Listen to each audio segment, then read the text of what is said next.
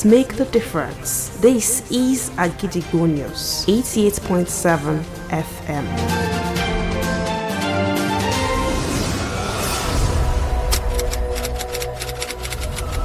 This is Kunle Amzat Studio, Akojopo 88.7 FM. Welcome to News Around the World.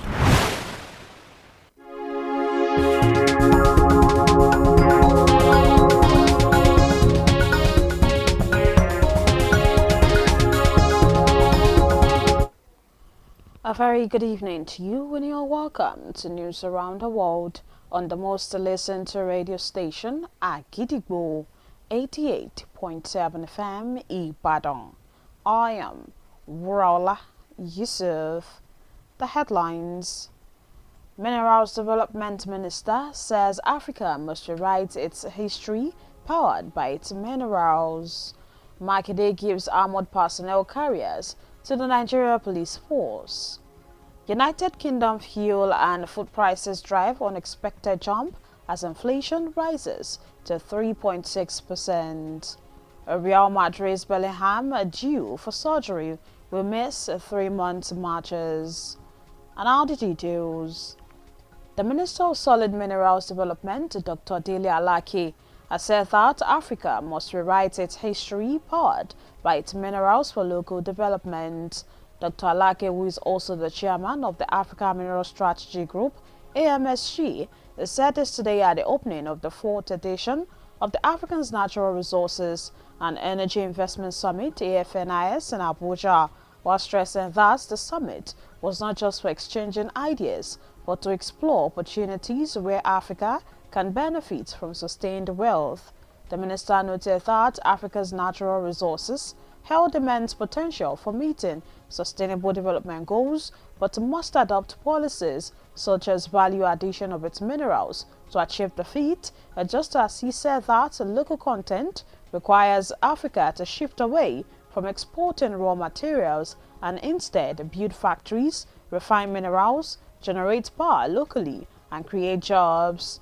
Dr. Alake further emphasized that for Africa to achieve sustainable development, it must rely on its own capital and ownership.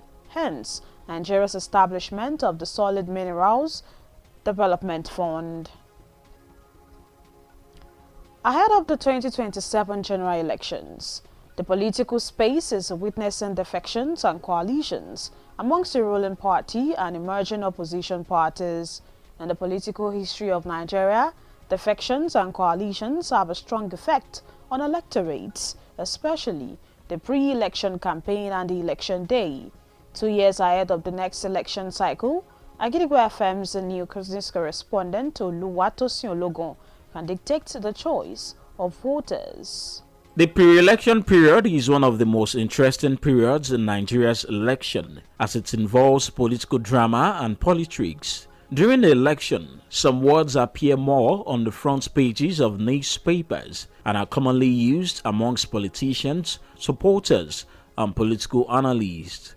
Ahead of the 2027 general elections in Nigeria, 2 words, defections and coalition, are prominent in the political space. In this big story, I will explore these words and their effect on eligible voters in the decisive 2027 general elections. Defection or cross-carpeting happens in politics, and it is not peculiar to the Nigerian political space alone. For a fact, defection is not a new word in Nigeria. It travels with the history of politics and democracy in the country. The first known and recognized political defection in Nigeria was in 1951, when members of the National Council for Nigeria and Cameroon (NCNC) defected and joined the Action Group in order to deny Nnamdi Azikiwe the power of the majority, making Obafemi Awolowo the premier of the Western region. From 1999 to date, hundreds of politicians have defected from one political party to another, ranging from members of the National Assembly, party stakeholders, past governors, and current state governors. Of course, in politics, there are no permanent enemies. and no permanent friends, only permanent interests. Reasons for political defections have been attributed to political interest, the pursuits of political ambition, and internal party division. Defections will continue to happen till the 2027 elections and beyond. The question is, would you as a voter defect or vote based on individual preference? Now to coalition. Another word that is making waves in the political scene is the coalition of political parties and politicians. History tells us that in the 1950s, the first political coalition in Nigeria was formed between the Northern People's Congress (NPC) and the National Council of Nigeria and the Cameroons (NCNC). The coalition was formed after the 1959 federal elections, where neither party achieved a majority. The NPC, primarily representing the North, and the NCNC, with strong support in the East, joined forces to form a coalition government, with the NPC leader Abubakar Tafawa Balewa becoming Prime Minister. Fast forward to 2025, the current administration led by Bola Ahmed Tinubu of the All Progressives Congress, the ruling party, has been in power for 2 years, succeeding the 8-year tenure of late Muhammadu Buhari of the same APC.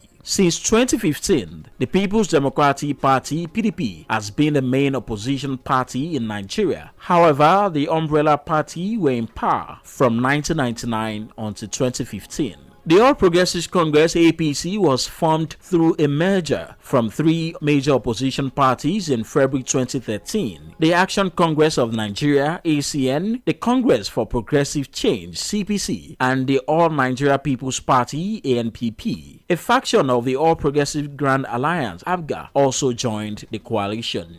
The coalition aimed to unseat the PDP, which eventually became a success when late Muhammadu Buhari defeated the sitting president, Goodluck Jonathan. A third force emerged in the 2023 general elections when Peter Obi, the flag bearer of the Labour Party, polled 25% of the total vote and won in 11 states. Atiku Abubakar of the PDP garnered 29% of the total votes and won in 12 states. The winner of the 2023 presidential election, Bola Tinubu of the APC, grabbed 36% of the votes and won in 12 states as well. Recently, some political bigwigs defected to form a coalition under the African Democratic Congress (ADC). Will ADC give Bola Tinubu and the APC a run for their money in 2027 or not? That is the end of the big story for this week. Keep your fingers crossed for our next edition of the big story. Oluwatosin Ologun, Agidigbo FM News.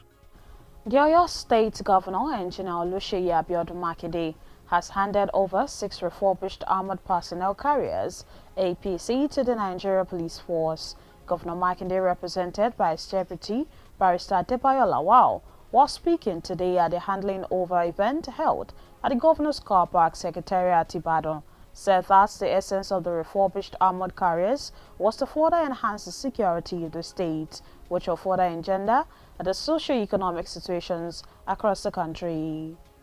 We may pride ourselves as one of the few states in Nigeria that are paying attention to the security of our state. Even if you look at the Constitution of the Federal Republic of Nigeria, security of lives and property is the primary function of government. So we are not departing from that. We are really situating our activities around stability, around peace, and around security of our citizens in Oyo State. In his reaction, the Oyo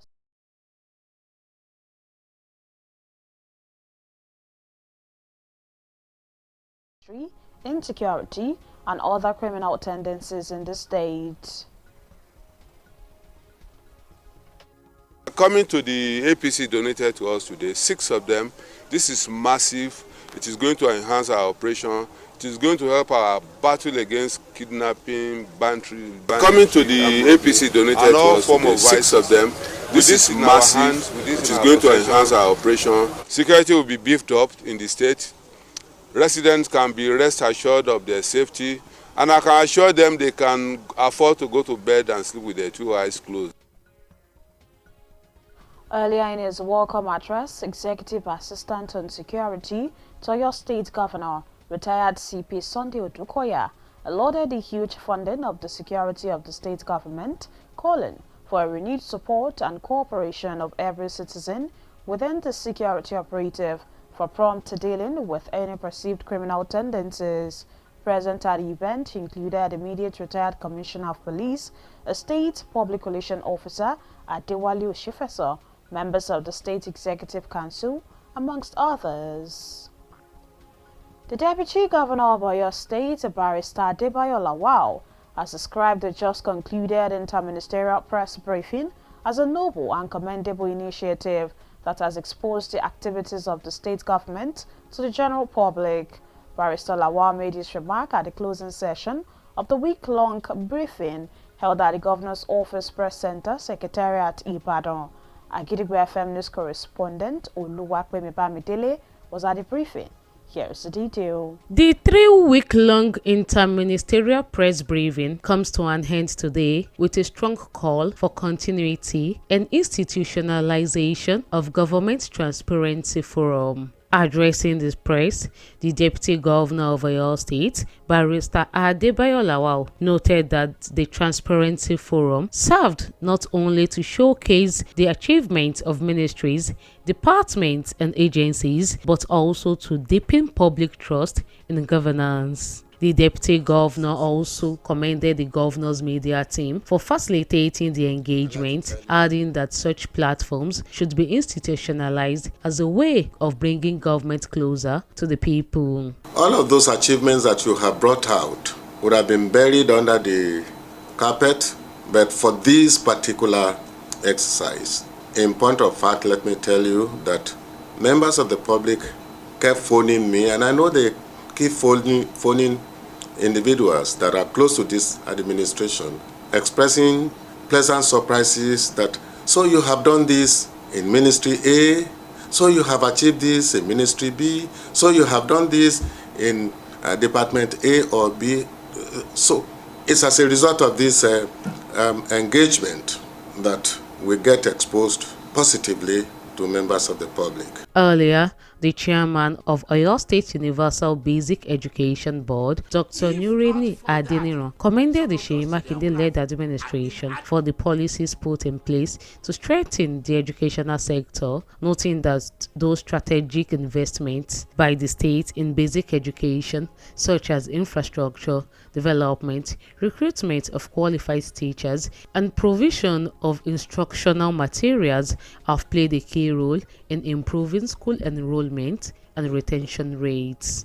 When this government came into being in 2019, and we started with the introduction of free education, where no child is expected to pay a dime to receive education in the state, whether public primary or public secondary schools, we discovered that this introduction of free education, by reintroduction of free education by Engineer Seyi Makinde's administration, led to increase in the enrollment in our public schools, because some of those children who had hitherto left the school as a result of the financial situation of their parents actually came back to school. While applauding the state government in reducing out-of-school children by its educational-friendly policies, Dr. Adeniran appealed for prompt running grants, capacity building, monitoring vehicles, and offices for enhanced efficient and service delivery. In a related development, the chairperson of the Oyo State Post-Primary Teaching Service Commission, TESCOM, Mrs. Olubukola Oladipo, reiterated the Commission's unwavering commitment to protecting the rights, welfare, and benefits of both teaching and non-teaching staff across public primary schools in the state. While commending the state government for creating a supportive environment for secondary education to thrive, she emphasized the need to strengthen security infrastructure within school premises, especially to support the revival of practical learning programs such as school gardening. When the governor came on board, the total staff strength was 13,730, and it is cheering to state that the staff strength of secondary school teachers has increased to 26,436.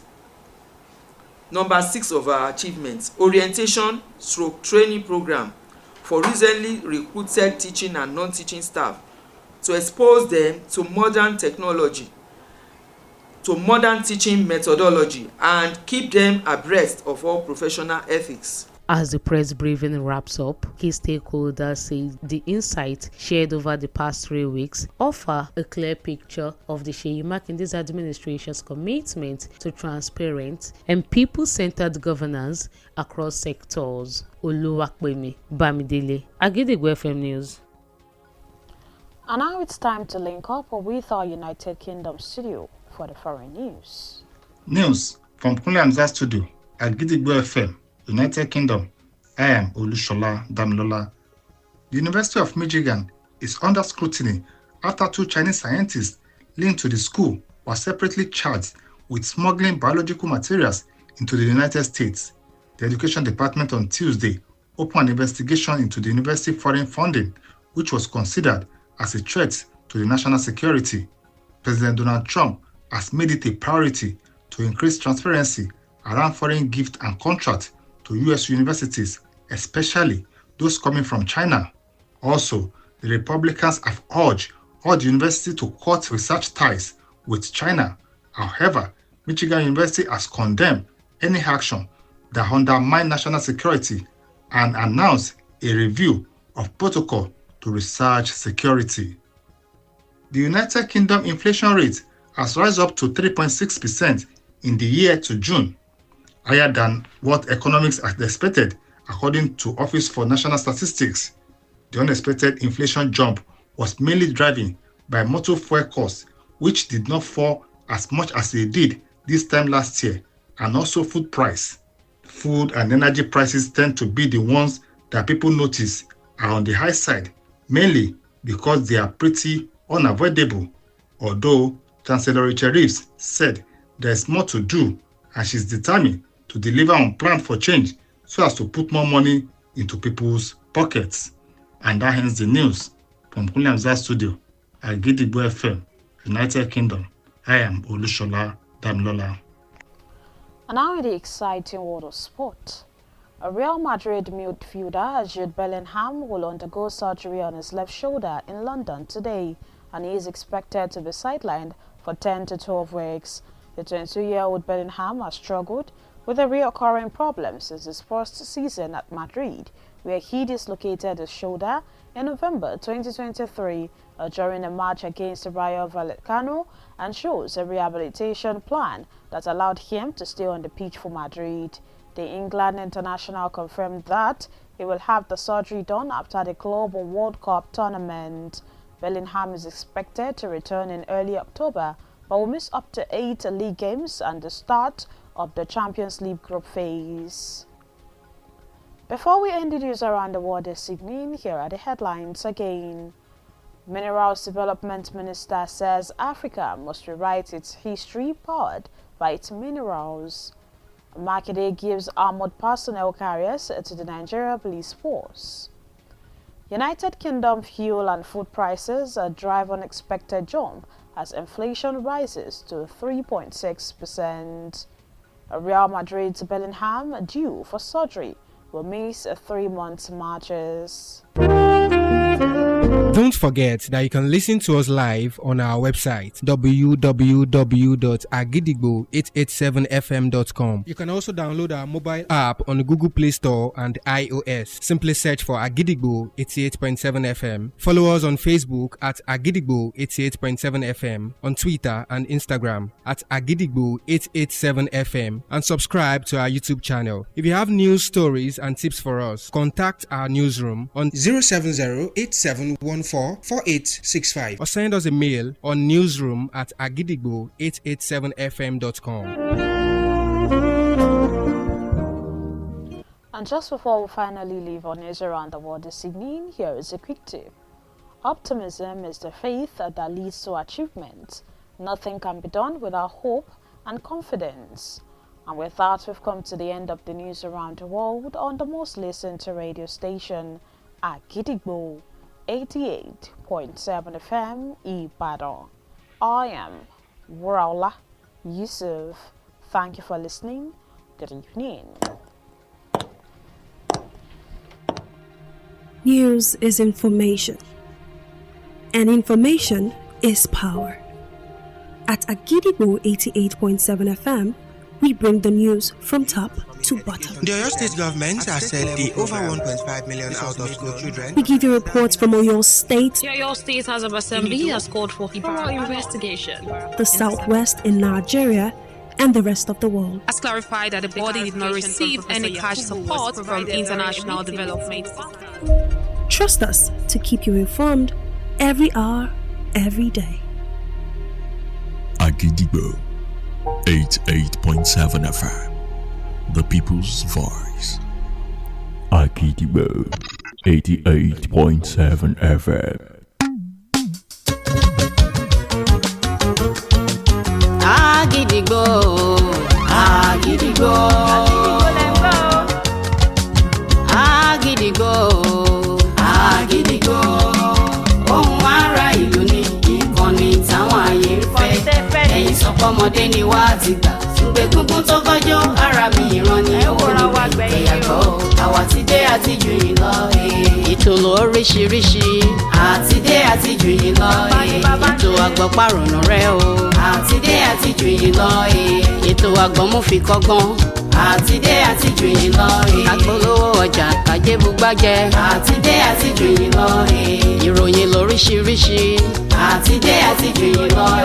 Lady Ja mo máa ń tẹnu mọ́. Àti dé àti jù yín lọ. Agidigbo 88.7 FM ọgbara okirikiri ụwa bịa gbazazie aya gị n'elu ugbo ọgwụ anyị. Ọ ya bụ redio nke na-akụzi amamihe na ihe ọmụma. Sọsọ ya bụ olu ndị mmadụ. Your voice, my voice, it's our voice.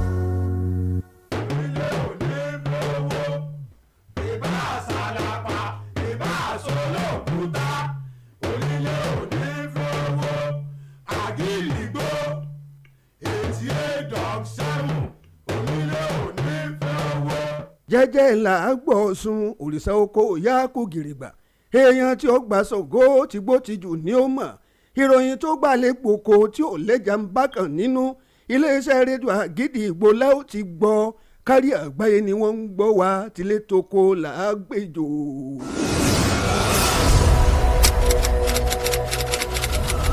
This is Kunle Amzat Studio, Agidigbo 88.7 FM. Ẹ káàbọ̀ sórí àkójọpọ̀ ìròyìn. Níbo la ó ti gbọ́ Àgídìgbò? Níbo la ó ti gbọ́ Àgídìgbò? Ìròyìn lẹ́kùnrẹ́rẹ́ Àgídìgbò FM 88.7 la ó ti máa gbọ́. Ẹ káalẹ́ o. Àkójọpọ̀ ìròyìn wa rèé fútalẹ́ òní láti iléeṣẹ́ rédíò Àgídìgbò 88.7 FM Ìbàdàn. Ìkànnì àkọ́kọ́ táyé ń gbọ́ jù lórí àtẹ ìgbéléwọ̀n. Àdénìkẹ́ Ṣọ̀làǹlò níròyìn yìí. Ṣáájú ẹ̀gbọ́ kókó tó wà nínú àkójọpọ̀ ìròyìn náà. Mínísítà fọ́rọ̀ ìdàgbàsókè ohun àlùmọ́ọ́nì ní ilẹ̀ adúláwọ̀ gbọ́dọ̀ tún ìtàn kọ nípasẹ̀ ohun àlùmọ́ọ́nì inú ilẹ̀. Gómìnà Mákindé ó kó ohun èlò ìjagun tuntun fún iléeṣẹ́ ọlọ́pàá ilẹ̀ yìí. Owó epo àti owó oúnjẹ gbówó lórí sí i nílẹ̀ United Kingdom níbi owó ọjà wọn ti gbówó lórí pẹ̀lú ìdá 3.6. Bellingham láti inú ikọ̀ Real Madrid ó nílò àti ṣe iṣẹ́ abẹ tí kò sì ní kópa nínú ìfẹsẹ̀wọnsẹ̀ kankan fún oṣù 3. Ìròyìn ọ̀hún rèé lẹ́kùnrẹ́rẹ́.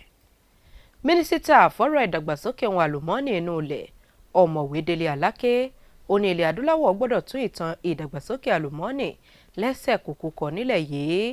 Ọ̀mọ̀wé Aláké ẹni tó jẹ́ alága ìgbìmọ̀ tó ń ṣe ààtò ohun àlùmọ́ọ́nì nílẹ̀ adúláwọ̀ ń ló fi ohùn léde bẹ́ẹ̀ lónìí níbi ìṣíkẹrin ìpàdé àpérò èyí tó ní ṣe pẹ̀lú ọ̀rọ̀ ohun àlùmọ́ọ́nì inú ilẹ̀ nílẹ̀ adúláwọ̀ tó fi mọ́ ohun àmúṣagbára èyí tó wáyé nílùú Àbújá. Ó dùnnúmọ́ wípé ìpàdé àpérò náà kì í ṣe láti ṣe àgbékalẹ̀ ọpọlọ nìkan ṣùgbọ́n ọ̀nà láti ṣe àgbéyẹ̀wò àwọn àǹfààní èyí tó sodo sílẹ̀ adúláwọ̀ kó sì di ọ̀rọ̀ fún wọn.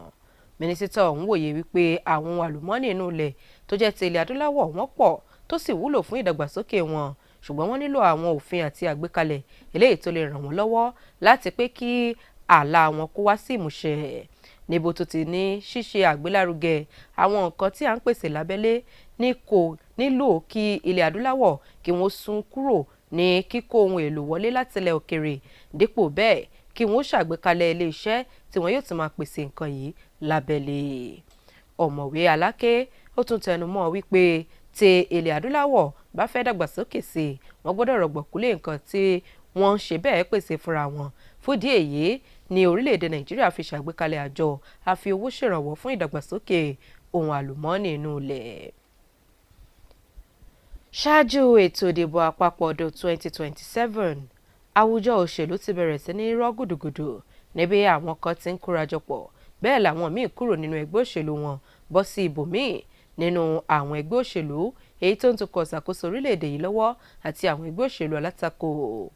Nínú ìtàn òṣèlú orílẹ̀-èdè yìí, kíkúrò lẹ́gbẹ́ kan bọ́ sí òmíràn àti ìkórajọpọ̀ àwọn ẹgbẹ́ òṣèlú ó mọ ní ìpalára àwọn olùdìbò, pàápàá jùlọ ìpolongo ṣáájú ètò ìdìbò àti lọ́jọ́ ìdìbò.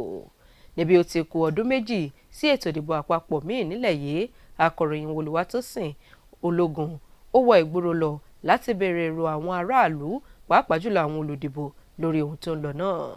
Ẹ̀kúnrẹ́rẹ́ àbọ̀ ìròyìn ọ̀hún rèé látẹnu Túndé Fálọlá. Ìgbáradì fétò ìdìbò ń ló ń jẹ́ àsìkò tó dùn jù lágbọn ètò ìdìbò orílẹ̀-èdè yìí, níbi oríṣiríṣi ète àti ọ̀rọ̀ ti ṣe mọ́ ń jẹyọ nírú àsìkò bẹ́ẹ̀. Lásìkò ìdìbò, oríṣiríṣi ọ̀rọ̀ a máa jẹyọ ní ìta gbangba àwọn ìwé ìròyìn lóríṣiríṣi, léyìí tí àwọn olóṣèlú, alátìlẹyìn wọn àti àwọn tó yànnàná ọ̀rọ̀ òṣèlú nígboro mọ́ ń lò jùlọ. Ní gbígbáradì fétò ìdìbò gbogbogbò tọdún 2027, ọ̀rọ̀ méjì gbòógì ń ló mọ́ ń jẹyọ o: ìparapọ̀ àti ìdígbádàgbọ̀n. Nínú àkànṣe ìròyìn tọ̀sẹ̀ yìí ni wọ́n láǹfààní àti yànnàná ọ̀rọ̀ méjì yìí àti ipa rẹ̀ lórí àwọn olùdìbò ní yíyan adarí wọn nínú ètò ìdìbò gbogbogbò tó ń bọ̀ lọ́dún 2027. Ẹ̀jẹ̀ àkọ́kọ́ yọjú wo ìdígbádàgbọ̀n náà. Ìdígbádàgbọ̀n a máa ṣẹlẹ̀ lágbọn òṣèlú tí kìí sì ṣe nílẹ̀ wa Nàìjíríà nìkan. Lóòótọ́, ìdígbádàgbọ̀n kò jẹ́ tuntun o lórílẹ̀‐èdè yìí, pẹ̀lú bí ó ti ṣe máa ń wáyé ní ìbámu pẹ̀lú ìtàn tó wà lẹ́ka òṣèlú àti ìṣèjọba àwarawa orílẹ̀‐èdè yìí. Ìdígbádàgbọ̀n àkọ́kọ́ lórílẹ̀‐èdè wa Nàìjíríà ló wáyé lọ́dún 1951 nígbà tí àwọn ọmọ ẹgbẹ́ National Council of Nigeria àti tilẹ̀ Cameroon NCNC darapọ̀ mọ́ ẹgbẹ́ Action Group AG lójú náà àti gba agbára lọ́wọ́ Nnamdi Azikiwe, ní èyí tó sọ olóyè Ọbáfẹ́mi Awólọ́wọ̀ di olórí ẹkùn ìwọ̀ oòrùn ilẹ̀ yìí nígbà náà lọ́hùn-ún. Látọdún 1999 títí di ọdún ní, ogunlọ́gọ̀ àwọn olóṣèlú ni wọ́n digbádàgbọ̀n wọn kúrò nínú ẹgbẹ́ òṣèlú kan bọ́ sí èkejì, láti ilégbìmọ̀ aṣòfin àgbà tó ń ti èkejì ní dórí àwọn èèkàn òṣèlú àti àwọn gómìnà tẹ́lẹ̀ rí tó fi mọ́ àwọn tí wọ́n wà lórí ipò báyìí. Bẹ́ẹ̀ ni o, kò sí ọ̀tá lọ́pẹ́ títí lágbọn òṣèlú tí kò sì sí ọ̀rẹ́ náà tó bẹ́ẹ̀ jù bẹ́ẹ̀ lọ bí kò ṣe ìfẹ́ inú ara wọn. Ìdí tí ìdígbádàgbọ̀n fi mọ́ ń wáyé kò sẹ́yìn ìfẹ́ tí kò wá wọn ní sí ẹ̀ka òṣèlú tó fi mọ́ èdè àìyedè èyí tí mọ́ ń fi ojoojúmọ́ wáyé nínú ẹgbẹ́ òṣèlú gbogbo. Ká má tanra wa jẹ o, ìdígbádàgbọ̀n yóò sì tún máa tẹ̀sọ́wọ́ wájú sí ni títí di ọdún 2027, kódà tayọ rẹ̀. Ìbéèrè tó wá wà ńlẹ̀ báyìí ni pé ìwọ gẹ́gẹ́ bí olùdìbò, ṣó o lè dìbò rẹ torí ìhùwàsí ẹnìkan bí? Ọyẹ́ ẹ̀ tún jẹ́ àtàná wo ìparapọ̀ lágbọn òṣèlú. Ọ̀rọ̀ míì tó tún di sájẹ́ lẹ́yìn tí wọ́n gbà bí ẹni gbàgbà ọtí nígboro ayé báyìí ní ìparapọ̀ ẹgbẹ́ òṣèlú àti àwọn olóṣèlú gbogbo. Ìtàn ló jẹ́ kó yé wa pé lọ́dún 1950 ìparapọ̀ ẹgbẹ́ òṣèlú àkọ́kọ́ ní ti Northern People's Congress NPC àti National Council of Nigeria àti Cameroon NCNC. Ìparapọ̀ náà ni wọ́n ṣe lẹ́yìn ètò ìdìbò àpapọ̀ tó wáyé lọ́dún 1959. Ẹgbẹ́ NPC ń ló ń sojú ẹkùn àríwá ilẹ̀ yìí, tí ẹgbẹ́ NCNC sì rí àtìlẹ́yìn láti ẹkùn ìlà oòrùn, pẹ̀lú bí adarí ẹgbẹ́ NPC Abubakar Tafawa Balewa ti di olóòtú orílẹ̀-èdè yìí nígbà náà lọ́hùn-ún. Lọ́dún 2025, ìṣèjọba ààrẹ Bọ́lá Tinubu lábẹ́ ẹgbẹ́ òṣèlú All Progressives Congress APC ló ti wà nípẹ̀nu ìṣàkóso fọ́dún méjì lẹ́yìn tí wọ́n gba ìkúdà ìṣàkóso lọ́wọ́ ààrẹ àná tó dolóògbé Muhammadu Buhari tẹgbẹ́ òṣèlú APC kan náà. Látọdún 2015 ìlẹ̀gbẹ́ òṣèlú PDP ti di ẹgbẹ́ òṣèlú alátakò kan gbòógì pẹ̀lú bí òun náà ti ṣe ṣàkóso orílẹ̀-èdè yìí láàrin ọdún 1999 sọdún 2015. Ẹgbẹ́ òṣèlú Action Congress of Nigeria ACN CPC àti ẹgbẹ́ òṣèlú All Nigerian People's Party ANPP tó fi mọ́ igun kan lára ẹgbẹ́ òṣèlú All Progressives Grand Alliance APGA ni wọ́n parapọ̀ di ẹgbẹ́ òṣèlú APC lọ́dún 2013. Èròǹgbà wọn sì ni láti gba ìkúdà ìṣàkóso lọ́wọ́ ẹgbẹ́ òṣèlú People's Democratic Party PDP tó sì jẹ́ àṣeyọrí wọn léyìí tí ó mú kí ààrẹ àná tó dolóògbé Muhammadu Buhari ó gbapò lọ́wọ́ ọ̀mọ̀wé Goodluck Ebele Jonathan tẹgbẹ́ òṣèlú PDP ńgbà náà pẹ̀lú agbára ń sì ní ọ̀gbẹ́ni Peter Obi ló jáde nínú ètò ìdìbò sípò ààrẹ tọdún 2023 lábẹ́ àsíá ẹgbẹ́ òṣèlú Labour tó sì ní ìdá 15 nínú èsì ìdìbò náà pẹ̀lú bí ó ti jáwé olúborí ní ìpínlẹ̀ 11. Alhaji Atiku Abubakar náà ló náà ní ìdá 29 nínú ètò ìdìbò náà pẹ̀lú bí òun náà ti ṣe jáwé olúborí ní ìpínlẹ̀ 12. Ààrẹ Bọ́lá Tinubu ló jáwé olúborí nínú ètò ìdìbò ọ̀hún ló náà ní ìdá 16 tí ó sì jáwé olúborí ní ìpínlẹ̀ 12 bákan náà. Ní kò pẹ́ yìí ní àwọn èèkàn òṣèlú kan parapọ̀ tí wọ́n fohùn ṣọ̀kan sí abẹ́ ẹgbẹ́ òṣèlú African Democratic Congress ADC. Ìbéèrè tó wà lóde báyìí ni pé ṣé ẹgbẹ́ òṣèlú ADC ó lè kojú ẹgbẹ́ òṣèlú APC àti ààrẹ Bọ́lá Tinubu lọ́dún 2027 bí àbí bẹ́ẹ̀ kọ́? Ìbéèrè nu o fún gbogbo mùtúmùwà. Àkànṣe ìròyìn tọ̀sẹ̀ yìí kò ní jù báyìí lọ ká tún fojú sọ́nà fún àkọ́tún àkànṣe ìròyìn lọ́sẹ̀ tó ń bọ̀. Túndé Fálọlá ló mú àkànṣe ìròyìn tọ̀sẹ̀ yìí wá sétígbọ̀ọ́ o. Gómìnà ìpínlẹ̀ Ọ̀yọ́ onímọ̀-ẹ̀rọ Olúṣèyí Abíọ́dún Mákindé ti fa nǹkan ìjagun ọ̀tun 6 lé iléeṣẹ́ ọlọ́pàá lẹ̀ yìí lọ́wọ́. Gómìnà Mákindé ẹni tí igbákejì rẹ̀ amòfin Báyọ̀ Lawal aṣojú fún nínú ọ̀rọ̀ rẹ̀ níbi ètò tí wọ́n fi ti fa àwọn ohun ìjagun náà lé wọn lọ́wọ́ ní ibi ìgbé ọkọ̀ sí eléyìí tó jẹ́ ti gómìnà èyí tó ń bẹ ní secretariat ìjọba nílùú Ìbàdàn lónìí.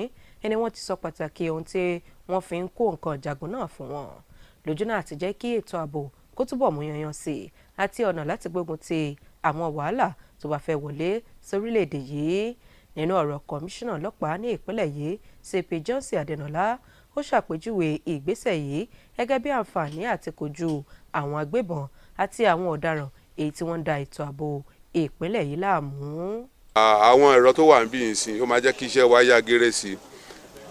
Ọ̀pọ̀lọpọ̀ ìgbà la máa ń lọ sínú igbó inú aginjù tá a lọ ń bá àwọn bandit àwọn adigunjalè àwọn ọ̀gárá ọlọ́ṣà tó ń gbébọn lọ́wọ́ tìkọ́ tá a bá kélé lọ́wọ́ ń sìn inú wa a máa lè kojú wọn dáadáa ẹ̀rù ní bà wá pé bóyá ọ̀tá kan máa bá ẹnìkan kan nù wá so inú wa dùn gan a dẹ̀ fẹ́ dúpẹ́ lọ́wọ́ ìjọba ìpínlẹ̀ Ọ̀yọ́ pàápàá gómìnà wa ẹnjìnìà Ṣèyí Mákindé. Nínú ọ̀rọ̀ ìkíni káàbọ̀ amúgbálẹ́gbẹ̀ẹ́ lórí ọ̀rọ̀ ètò ààbò sí gómìnà ọ̀gá àgbà ọlọ́pàá fẹ̀yìntì Sunday Odùkọ̀yà gbogbo òṣùbà káre fún ìjọba ìpínlẹ̀ Ọ̀yọ́ lórí ti òbítíbitì owó eléyìí tí wọ́n ná lórí ọ̀rọ̀ ètò ààbò tó sì pè fún ìfọwọ́sowọ́pọ̀ láti ọ̀dọ̀ àwọn aráàlú nítorí ojúṣe gbogbo èèyàn ìlọ̀rọ̀ ètò ààbò jẹ́. Lára àwọn tó wà níkàlẹ̀ níbi ètò náà ní àwọn kọmíṣánná ọlọ́pàá tẹ́lẹ̀ alukoro iléeṣẹ́ ọlọ́pàá ìpínlẹ̀ yìí Adéwálé Òṣìfẹ̀sọ tó fi mọ́ àwọn ọmọ ìgbìmọ̀ alákòóso ìpínlẹ̀ yìí àti bẹ́ẹ̀ bẹ́ẹ̀ lọ. Igbákejì gómìnà ìpínlẹ̀ Ọ̀yọ́ amòfin Báyọ̀ Lawal ó ṣàpèjúwe ìpàdé oníròyìn ráńpẹ́ láàrin àwọn iléeṣẹ́ ìjọba ìpínlẹ̀ gẹ́gẹ́ bí àgbékalẹ̀ èyí tó mọ́gbọ́n wá tó sì ṣàfihàn iṣẹ́ ìjọba ìpínlẹ̀ Ọ̀yọ́ sí àwọn aráàlú. Amòfin Báyọ̀ Lawal ló sọ̀rọ̀ yìí níbi ètò tí wọ́n ṣe láti káàdì ìpàdé oníròyìn gbogbogbò náà nílẹ̀. Akọ̀ròyìn wa Olúwapẹ̀mí Bámidélé wà níbẹ̀ ẹ̀kúnrẹ́rẹ́ àbọ̀ròyìn ọ̀hún rèé. Ìpàdé àpérò àwọn iléeṣẹ́ ìjọba lájọ-lájọ lẹ́kàǹkà láti bí ọ̀sẹ̀ mẹ́ta ló wá sí òpin lónìí pẹ̀lú bí àwọn èèyàn ṣe ń pè fún ìtẹ̀síwájú rẹ̀ àti bí ó ṣe jẹ́ ìpàdé lórí ìlànà gbangba làṣàtà ètò ìjọba. Nígbà tó ń bá oníròyìn sọ̀rọ̀, ẹni tí í ṣe igbákejì gómìnà ìpínlẹ̀ Ọ̀yọ́ tọ́ka sí pé àgbékalẹ̀ ìlànà gbangba làṣàtà kì í ṣe láti ṣe àfihàn àṣeyọrí iléeṣẹ́ ìjọba lẹ́kàǹkà àti lájọlájọ nìkan, ṣùgbọ́n tó ń fìdí ìgbàgbọ́ aráàlú múlẹ̀ nínú ìṣèjọba tó ń bẹ lóde. Igbákejì gómìnà ọ̀hún tún gbóríyìn fún ikọ̀ oníròyìn àwọn gómìnà gbogbo tó jẹ́ kí ètò náà dúró rẹ̀, pẹ̀lú àfikún pé irú àgbékalẹ̀ bẹ́ẹ̀ gbọ́dọ̀ jẹ́ ọ̀nà láti mú ìjọba súnmọ́ aráàlú. Ṣáájú ni alága àjọ SUPEP nípínlẹ̀ Ọ̀yọ́ ọ̀mọ̀wé Núrẹ́nì Adéníran gbóríyìn fún ìṣèjọba gómìnà Ṣèyí Mákindé fún àgbékalẹ̀ ètò gbogbo láti ró agbọn ètò ẹ̀kọ́ lágbára sí i nípínlẹ̀ yìí, pẹ̀lú ìtọ́kasí pé ètò ìtìjọba ṣe lágbọn ètò ẹ̀kọ́ bí ìdàgbàsókè wọn amáyédẹrùn, gbígba àwọn olùkọ́ tó dáńtọ́ ṣiṣẹ́ àti ìpèsè ohun èlò ìkẹ́kọ̀ọ́ lágbọn ètò ẹ̀kọ́ ló ń kópa tó jọjú fún àgbéga ètò ẹ̀kọ́ nípínlẹ̀ yìí. Nígbà tó tún gbóríyìn fún ìjọba ìpínlẹ̀ Ọ̀yọ́ nípa bí ìjọba ṣe mú àdínkù bá bí àwọn akẹ́kọ̀ọ́ ṣe ń sá kúrò nílé ẹ̀kọ́ látara àgbékalẹ̀ àwọn ètò lóríṣiríṣi, ọ̀mọ̀wé Adéníran wá pàrọwà fún àwọn tọ́rọ̀ kàn láti túbọ̀ tẹ̀síwájú tí akitiyan ìjọba kò sí ní tẹ̀tì. Ẹni tí í ṣe alága àjọ TESCOM nípínlẹ̀ Ọ̀yọ́ arábìnrin Olúbùkọ́lá Ọládípẹ̀ ṣàtẹnumọ́ ojúṣe àjọ náà láti fi dáàbò bo ẹ̀tọ́, ìgbáyégbádùn àti àǹfààní lágbọn olùkọ́ àtàwọn òṣìṣẹ́ tí kì í ṣolùkọ́ láwọn ilé ẹ̀kọ́ girama tó jẹ́ ti ìjọba kárí ìpínlẹ̀ Ọ̀yọ́. Bákan náà ló tún gbóṣùbà kárí fún ìjọba ìpínlẹ̀ Ọ̀yọ́ fún bí ìjọba ṣe pèsè ààyè tó dára fún ètò ẹ̀kọ́ nílé ẹ̀kọ́ girama, pẹ̀lú àlàyé lórí pàtàkì láti ró agbọn ètò ẹ̀kọ́, pẹ̀lú àlàyé lórí pàtàkì láti ró agbọn ètò ààbò lágbára láàrin ọgbà ilé ẹ̀kọ́, ní pàtàkì jùlọ láti ṣe àtìlẹ́yìn fún àwọn àgbékalẹ̀ ètò ẹ̀kọ́ bíi ṣíṣe ọgbà nǹkan ọ̀gbìn láwọn ilé ẹ̀kọ́ gbogbo. Àwọn tó kópa níbi ìpàdé náà ṣàlàyé àǹfààní tí wọ́n rí níbẹ̀ láti bí ọ̀sẹ̀ mẹ́ta sẹ́yìn, ètò ń ṣàfihàn àgbékalẹ̀ ìṣèjọba gómìnà Mákindé sí ìlànà gbangba làṣàtà nínú ìṣèjọba kárí ẹ̀ka gbogbo nípínlẹ̀ Ọ̀yọ́. Olúwaṣẹ́gun Adéṣetán ló ń jábọ̀ ròyìn fún iléeṣẹ́ rédíò Àgídìgbò. Ní báyìí ẹ jẹ́ ká darapọ̀ mọ́ ẹ̀ka iléeṣẹ́ rédíò wa Àgídìgbò FM lórílẹ̀‐èdè United Kingdom fún ìròyìn ilẹ̀ òkèèrè. Ìròyìn rèé láti Àgídìgbò studio ẹ̀ka ti United Kingdom. Ọdúnayọ̀ Ògúnládé ni oníròyìn yín. Ìjọba àpapọ̀ orílẹ̀-èdè Amẹ́ríkà ti bẹ̀rẹ̀ ìwádìí ní kíkún lórí ilé ẹ̀kọ́ gíga fásitì Michigan lẹ́yìn tí wọ́n fẹ̀sùn kan onímọ̀ sáyẹ́ǹsì méjì tí wọ́n jẹ́ ọmọ orílẹ̀-èdè China wípé wọ́n ń ṣe fàyàwọ́ kẹ́míkà olóró wọ orílẹ̀-èdè náà. Ẹ̀ka tó mójútó ètò ìkẹ́kọ̀ọ́ nílé ẹ̀kọ́ gíga fásitì ọ̀hún ti bẹ̀rẹ̀ ìgbésẹ̀ lọ́jọ́ Ìṣẹ́gun láti túṣu désàlẹ̀ kòkò nípa àwọn orílẹ̀-èdè tó jẹ́ ti ilẹ̀ òkèèrè tó ń ṣèrànwọ́ owó fún ilé ẹ̀kọ́ gíga fásitì Michigan.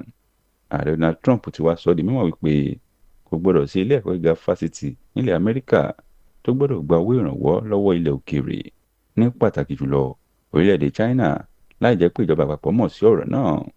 Ẹ̀wẹ̀, ẹgbẹ́ òṣèlú Republican náà ti ṣèkìlọ̀ fáwọn ilé ẹ̀kọ́ gíga fásitì jákèjádò Amẹ́ríkà báyìí láti yẹra fún èyíkéyìí ẹ̀bùn láti ilẹ̀ China nítorí pé ó léwu fún ètò ààbò orílẹ̀-èdè Amẹ́ríkà. Ọ̀wọ́n gógó ọjà lórílẹ̀-èdè United Kingdom ti lọ sókè ju bí àwọn onímọ̀ ètò ọrọ̀ ajé ṣe lérò rẹ̀ lọ látàrí bí oúnjẹ ṣe gbówó lórí ní ìdá mẹ́ta ju ti àtẹ̀yìnwá lọ.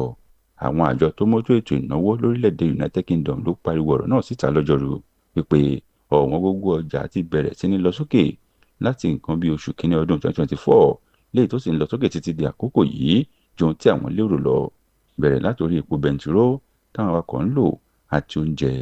Nígbà tí alábòójútó fètò ọrọ̀ ajé lórílẹ̀-èdè United Kingdom Rachel Reeves ń sọ̀rọ̀, ó rọ gbogbo àjọ tọ́rọ̀ kàn láti tètè gbé ìgbésẹ̀ tó tọ́ kó tó di pé yóò ṣe àkóbá fètò ọrọ̀ ajé ilẹ̀ Gẹ̀ẹ́sì. Kò ní jù báyìí lọ láti iléeṣẹ́ rédíò Àgídìgbò ẹ̀ka ti United Kingdom. Ọdúnayọ̀ Ògúnládé ni oníròyìn. Ẹ káàbọ̀ padà. Lẹ́ka eré ìdárayá, adé àárín mú fún ikọ̀ ẹgbẹ́ agbábọ́ọ̀lù Real Madrid Jude Bellingham ló ti lọ fún iṣẹ́ abẹ lórí èjìká apá àlàáfíà rẹ̀ nílùú London lónìí, tí wọn ò sì ní fi sínú ìfẹsẹ̀wọnsẹ̀ kankan fún bí ọ̀sẹ̀ 10 sí 12. Agbábọ́ọ̀lù ẹni ọdún 22 ọ̀hún ló ti ń kojú onírúurú ìṣòro láti gba sáà àkọ́kọ́ rẹ̀ ní Madrid, níbi tí èjìká rẹ̀ náà ti yẹ̀ nínú oṣù kọkànlá ọdún 2023 lásìkò ìfẹsẹ̀wọnsẹ̀ pẹ̀lú ikọ̀ Rayo Vallecano, tó sì faramọ́ àtúnṣe ráńpẹ́ èyí tó fún láàyè àti ṣìwà nínú ikọ̀ Madrid. Ṣùgbọ́n pẹ̀lú ti iṣẹ́ abẹ tó ń lọ fún yìí, wọ́n ń retí rẹ̀ padà nínú ìbẹ̀rẹ̀ oṣù kẹwàá, tí kò sì ní àǹfààní àti kópa nínú ìfẹsẹ̀wọnsẹ̀ bíi 8. kí n tó dánu dúró lórí àkójọpọ̀ ìròyìn wa tàlẹ́ òní ẹ gbọ́ kókó inú rẹ̀ lẹ́ẹ̀kan sí i. mínísítà fọ́rọ̀ ìdàgbàsókè ohun àlùmọ́ọ́nì ní ilẹ̀ yìí ó ní ilẹ̀ adúláwọ̀ gbọ́dọ̀ tún ìtọ́kọ̀ nípasẹ̀ ohun àlùmọ́ọ́nì inú ilẹ̀. gómìnà mákindé kó ohun èlò ìjagun tuntun fún iléeṣẹ́ ọlọ́pàá lẹ̀ yìí. owó epo àti owó oúnjẹ gbówó lórí sí nílẹ̀ United Kingdom níbi owó ọjà wọn ti gbówó lórí pẹ̀lú 3.6%. Bellingham láti ẹnu ikọ̀ Real Madrid nílò àti ṣe iṣẹ́ abẹ tí kò sì ní kópa nínú ìfẹsẹ̀wọnsẹ̀ kankan fún oṣù 3. láti fi ohunkóhun tó wà létí lórí ìròyìn àti ìṣẹ̀lẹ̀ gbogbo ẹ lè pe yàrá ìròyìn wa lórí 07087144865 tàbí ẹ fi àtẹ̀jíṣẹ́ yín ṣọwọ́ sórí @agidigbo887fm.com. ẹ lè kàn sí wa lórí ìtàkùn ayélujára wa www.agidigbo887fm.com láti gbọ́ wa ketekete tàbí lórí app wa ẹ lọ sórí Google Play Store kí ẹ download Agidigbo 88.7 FM app ẹ wá wa lọ sórí ìtàkùn abánidọ́rẹ̀ẹ́ Facebook Agidigbo 88.7 FM àti abánidọ́rẹ̀ẹ́ Instagram @Agidigbo 887 FM. bákan náà ẹ̀wẹ̀ ẹ lè darapọ̀ mọ́ wa lójú òpó YouTube wa Agidigbo 887 FM. ọ̀rọ̀ àmọ̀ràn wa fún talẹ́ òní ìrètí ló máa ń ran ìgbàgbọ́ lọ́wọ́ débi àṣeyọrí. kò sí nǹkan tó o lè ṣe tó sì lè ṣeé ṣe láìsí ìrètí àti ìgboyà. ó pín àkójọpọ̀ ìròyìn wa rèé fún talẹ́ òní láti iléeṣẹ́ rédíò Àgídìgbò 88.7 FM Ìbàdàn, ìkànnì àkọ́kọ́ táyé ń gbọ́ jù lórí àtẹ ìgbéléwọ̀n. ìyókù tó di lọ́la fún àkọ́tún ròyìn. Àdéníkẹ́ Ṣọlá ló ti ń ròyìn. àní súra wa o. níbo la